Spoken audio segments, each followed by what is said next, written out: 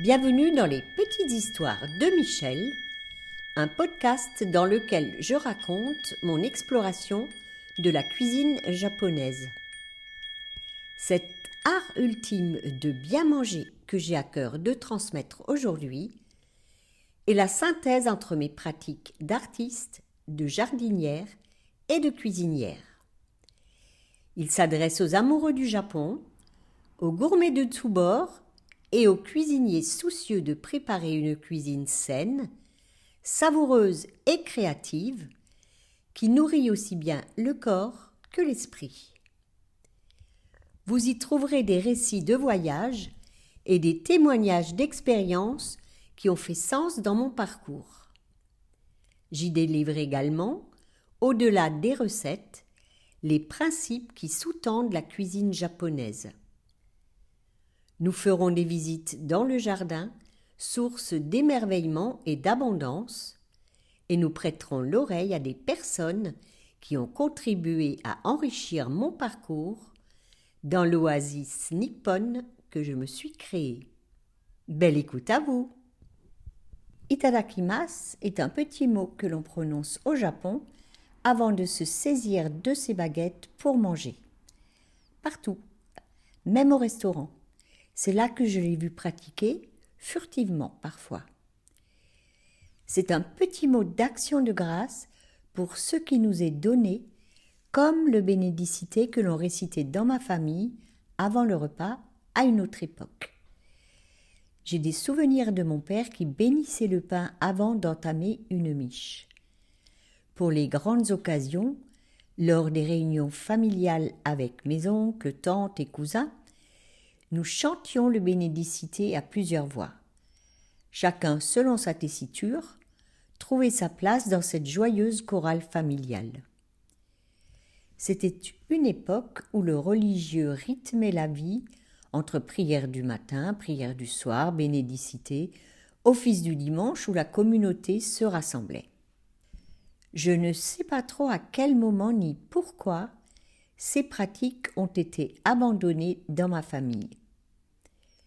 Est-ce que ce sont nos parents qui ont relâché ? Est-ce que nous, enfants, manifestions notre opposition à ces rituels qui nous semblaient désuets ? Est-ce que nous nous posions des questions qui remettaient en cause les obligations édictées par le pouvoir ecclésiastique ? Est-ce que cela faisait partie de la révolte de l'adolescence qui se retourne contre tout ce qui fait autorité ? Toujours est-il que nous avons jeté le bébé avec l'eau du bain, tournant ainsi le dos à la dimension spirituelle de la nourriture par manque de compréhension du sens profond de ces pratiques. Cette dimension spirituelle, je l'ai recontactée à travers l'enseignement reçu dans les cercles d'études macrobiotiques. Manger correctement une nourriture bien préparée maintient notre corps en bonne santé, mais soigne aussi l'esprit. L'approche de la nourriture par les moines bouddhistes de l'école zen Soto au Japon est, elle aussi, riche d'enseignements. Le Tenzo, le cuisinier, est l'un des moines les plus respectés du temple, la deuxième personne la plus importante dans un monastère zen, celle qui va activer la vie de la communauté en cuisinant pour elle, tout en faisant de l'acte de cuisiner une méditation à part entière. Récités dans les temples à chaque repas, les sutras ouvrent notre conscience à la réalité profonde de ce qu'est la nourriture. En me penchant chaque jour sur mon assiette, en exprimant ma gratitude pour ce qui m'est offert, j'affirme ma reconnaissance à la nature et à son abondance. Petit à petit, dans la régularité de cette attitude au quotidien, plus d'abondance s'est manifestée dans ma vie. Maintenant, nous savons que tout est énergie. Nous savons que nous attirons à nous ce que nous vibrons.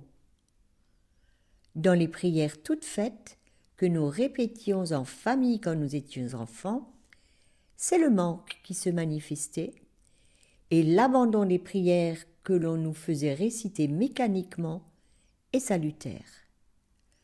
En répétant « Donne-nous notre pain quotidien », nous nous positionnons en mendiants et vibrons le manque. Dans la reconnaissance des abondances qui sont les nôtres et dans l'action de grâce pour ce qui nous est déjà donné, nous activons l'énergie d'abondance dans notre vie plutôt que celle du manque. À chacun de choisir dans quelle direction il souhaite se diriger. Nous avons les clés. Itadakimasu nous connecte à cette abondance tout en mettant l'accent sur le caractère sacré de la nourriture et sur toute l'énergie qui contribue à faire circuler la vie en nous.